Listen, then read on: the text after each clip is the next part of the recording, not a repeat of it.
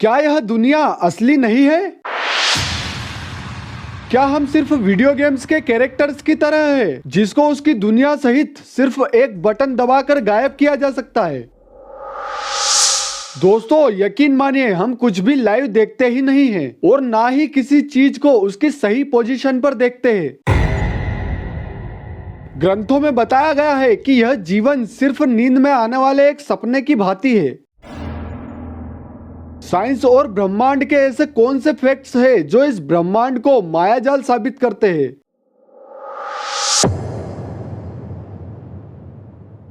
Hello दोस्तों, आज का हमारा टॉपिक है कि क्या यह दुनिया एक मायाजाल यानी कि भ्रम, इल्यूजन या सिमुलेशन की तरह है। हमारे ग्रंथों ने साफ साफ कहा है कि यह दुनिया सिर्फ एक मायाजाल है। तो अब हम इसे साइंस से समझेंगे कि आखिर ऐसा कैसे है। दोस्तों यह दुनिया सिर्फ एक मायाजाल है, इसे बहुत सारी चीजों से एक्सप्लेन किया जा सकता है, जैसे वीडियो गेम्स, नींद में आने वाले सपने, साइंस के फैक्ट्स, ब्रह्मांड के फैक्ट्स, ऑप्टिकल इल्यूजन आदि। हम एक एक करके इन सब की बात करते हैं। दोस्तों पहले बात करते हैं वीडियो गेम्स की। अगर आपने GTA सैन एंड्रेस या PUBG जैसा कोई गेम खेला होगा तो क्यूरियोसिटी के कारण कई अजीब चीजें आपने गेम में की होगी। मान लो हम GTA सैन एंड्रेस की बात करते हैं। आपने GTA सैन एंड्रेस के मैप में किसी भी कॉर्नर पर जाकर यह जरूर चेक किया होगा कि इस समुद्र के पार क्या है, मतलब गेम की बॉर्डर कहां तक है। और जेट प्लेन से लगातार कई मिनट्स तक चलते रहने पर भी आप कहीं नहीं पहुंचते और वापस लौट कर आने पर कुछ सेकंड्स में सिटी में पहुंच जाते हो। लेकिन दोस्तों क्या आपने कभी ऐसा सोचा है कि वह समुद्र कभी भी पार क्यों नहीं हुआ? क्योंकि जिन डेवलपर्स ने उसे बनाया है उन्होंने उसे कंप्यूटर प्रोग्रामिंग में एक चीज होती है जिसे इनफाइनाइट लूप कहते हैं, उसका यूज करके बनाया है। यह कॉमन पीपल के लिए समझना थोड़ा सा डिफिकल्ट है, लेकिन कंप्यूटर साइंस के स्टूडेंट्स और प्रोफेशनल्स इसे अच्छे से समझ गए होंगे। तो दोस्तों कहने का मतलब है कि अगर गेम के अंदर दिखने वाले इस कैरेक्टर के अंदर कॉन्शियसनेस होती और यह कैरेक्टर ऐसा सोचता कि यह गेम कहां जाकर खत्म होता होगा, तो उसे उस गेम में समुद्र का एंड कभी नहीं मिलता। क्योंकि प्रोग्रामर्स ने उस गेम को वैसे ही प्रोग्राम किया है कि जहां तक वह कैरेक्टर जाएगा वहां तक गेम के अंदर के ग्राफिकल ऑब्जेक्ट्स क्रिएट होते जाएंगे और इस तरह वहां तक गेम भी रेंडर होता चला जाएगा, ठीक हमारे इनफाइनाइट यूनिवर्स की तरह। तो जैसा कि हमने अज्यूम किया कि अगर वह कैरेक्टर कॉन्शियस होता तो उसके प्रश्न का उत्तर होता कि यह गेम इनफाइनाइट है, जहां तक कैरेक्टर पहुंचेगा यह गेम की दुनिया उसके आगे आगे बनती ही चली जाएगी। लेकिन इसे बनाने वाले सॉफ्टवेयर इंजीनियर्स या इसे खेलने वाले प्लेयर्स इस गेम के अंदर मौजूद कैरेक्टर के लिए भगवान की तरह हो गए, क्योंकि जब वे चाहे इस कंप्यूटर को बंद करके उस कैरेक्टर का और उसकी दुनिया का अस्तित्व मिटा सकते हैं और इस तरह से यह गेम सिर्फ एक माया होगा। ठीक इसी तरह से हमारा यह इनफाइनाइट ब्रह्मांड भी सिर्फ माया ही है। दोस्तों जब हम कोई सपना देखते हैं तो कई बार उस सपने में कुछ अजीब सी चीजें करते हैं। जैसे सपनों की एक कैटेगरी होती है स्ट्रेंज ड्रीम्स, जिनमें कुछ इस तरह की चीजें होती है जैसे हम घर से अपने किसी फ्रेंड के साथ किसी पार्टी में जाने के लिए निकले थे। पार्टी में जाते जाते हम कॉलेज की लाइब्रेरी में किसी और ही फ्रेंड्स के ग्रुप के साथ होते हैं और उसी सपने में अगले मोमेंट पर अपनी फैमिली के लोगों के साथ कुछ और ही कर रहे होते हैं। कहने का मतलब है कि हमारे सपने में कोई भी चीज सही सीक्वेंस में नहीं होती। लेकिन दोस्तों इसमें मजेदार बात यह है कि सपने देखते समय हमें वह घटनाएं बिल्कुल भी अजीब नहीं लगती, क्योंकि हम सपनों की दुनिया में होते हैं और वहां यह सब चीजें कॉमन है। लेकिन जब हमारी नींद खुलती है तो हमें रियल वर्ल्ड में आने के बाद एहसास होता है कि सपने में आखिर यह क्या पागलपन चल रहा था। दोस्तों ठीक इसी तरह हमारे ग्रंथों में भी इस दुनिया को स्वप्न की भांति ही बताया गया है, क्योंकि जब यह सपना टूटेगा और हम मर जाएंगे तो हमारी आत्मा सोचेगी कि पृथ्वी पर मेरा ये तो एम नहीं था कि लाइफ का लगभग 25% टाइम सोने में, बाकी 50% कमाने खाने और परेशान होने में बिता दूं, और जब जीवन की शाम आए तो वही बच्चे धक्के मारकर घर से निकाल दे जिनके लिए जान देता रहा, वही वाइफ धोखा दे दे जिसकी खुशियों के लिए गधे की तरह मेहनत करता रहा। कहने का मतलब है कि यह सारा संसार, इसकी सभी वस्तुएं, रिश्ते, नाते उस सपने में मिलने वाली हर एक वस्तु की तरह बेकार है। अब यहाँ इसका मतलब ये बिल्कुल भी नहीं है कि आप रिश्ते नातों को गलत वे में ट्रीट करें। इसे हम किसी और वीडियो में डिस्कस करेंगे कि अगर वास्तव में ऐसा है तो फिर इसका सॉल्यूशन क्या है। अभी के लिए बस यही समझिए कि जैसे सपना देखकर उस सपने की दुनिया को जैसे हम 2 पलों में ही भूल जाते हैं, उसी तरह व्यक्ति मरने के बाद इस जीवन को भी भूल जाता है। और इस तरह से यह जीवन और यह दुनिया सिर्फ माया से ज्यादा कुछ नहीं है।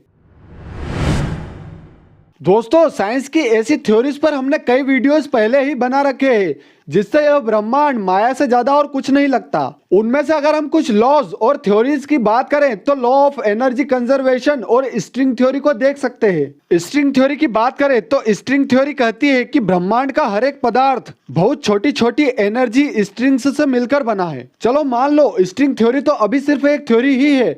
अगर हम लॉ ऑफ एनर्जी कंजर्वेशन की बात करें तो उसके अनुसार एनर्जी को ना ही कभी बनाया जा सकता है और ना ही कभी नष्ट किया जा सकता है। इसे सिर्फ एक रूप से दूसरे रूप में परिवर्तित किया जा सकता है। और E = mc² के अनुसार एनर्जी को मैटर और मैटर को एनर्जी में कन्वर्ट किया जा सकता है। कहने का मतलब है कि आज जिन एटम्स से हमारा शरीर बना हुआ है, कल इन्हीं एटम्स से किसी और व्यक्ति का शरीर बना हुआ होगा, या ये एटम्स मिट्टी, पानी, अग्नि आदि में मिल चुके होंगे। ठीक वैसे ही जैसे किसी कंप्यूटर की स्क्रीन पर नजर आने वाली एक चीज सिर्फ पिक्सल से ही बनी होती है और पिक्सल्स का कलर चेंज करने पर वह चीज किसी और चीज में बदल जाती है, और जैसे कंप्यूटर को बंद करने पर पिक्सल्स की जगह पर कुछ नहीं रहता, ठीक वैसे ही जब भगवान बिग क्रंच जैसी कोई घटना करेंगे तब इस ब्रह्मांड का सारा मैटर और सारी एनर्जीज गायब सी हो जाएंगी।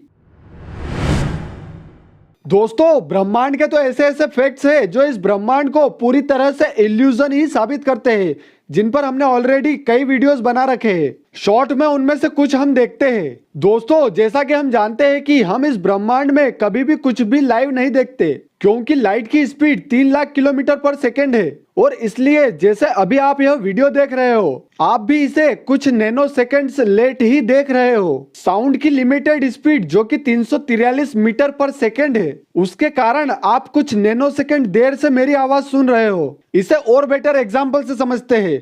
मान लो अगर ब्रह्मांड में हम कोई ग्रह देख रहे हैं तो उसे हम उससे टकराकर आने वाली लाइट रेस के कारण ही देख पा रहे हैं। मान लो वह ग्रह हमसे 1 लाइट ईयर दूर है तो हम उस ग्रह का 1 साल पुराना वर्जन देख रहे होंगे, क्योंकि जब 1 साल पहले ये लाइट रेज उस ग्रह से टकराकर निकली होंगी तब जाकर वे हमारे टेलीस्कोप पर अब पहुंची है। इस ग्रह की वह पोजीशन हम देख पा रहे हैं जहां वह एक्चुअल में 1 साल पहले था। अभी इस मोमेंट पर वह ग्रह कहाँ होगा, एग्जिस्ट भी कर रहा होगा या नहीं, यह हम नहीं जानते। दूसरी बात, जैसा कि आप इस इमेज में देख सकते हो, हम अर्थ से एक स्टार देख पा रहे हैं। हम जानते हैं कि किसी चीज को हम उस चीज से टकराकर आई लाइट रेस के कारण ही देख पाते हैं, लेकिन दोस्तों जैसा कि आप इमेज में देख सकते हैं, वह स्टार हमें वहां नहीं दिखेगा जहां वह एक्चुअल में है, बल्कि अलग ही जगह पर दिखेगा, क्योंकि उससे टकराकर हमारी आंखों पे पड़ रही लाइट रेस को सन ने अपनी ग्रेविटी से डिफ्लेक्ट कर दिया था।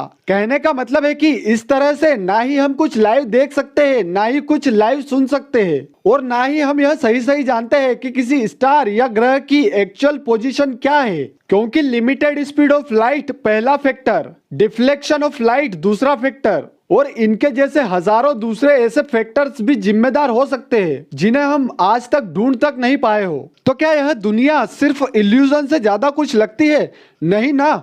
ऐसा लगता है मानो हम ब्रह्मांड के बारे में बहुत कुछ जानकर भी कुछ नहीं जानते हो। ठीक इसी तरह ही यह अनंत ब्रह्मांड भी हमारे लिए बहुत बड़ी पहेली लगता है।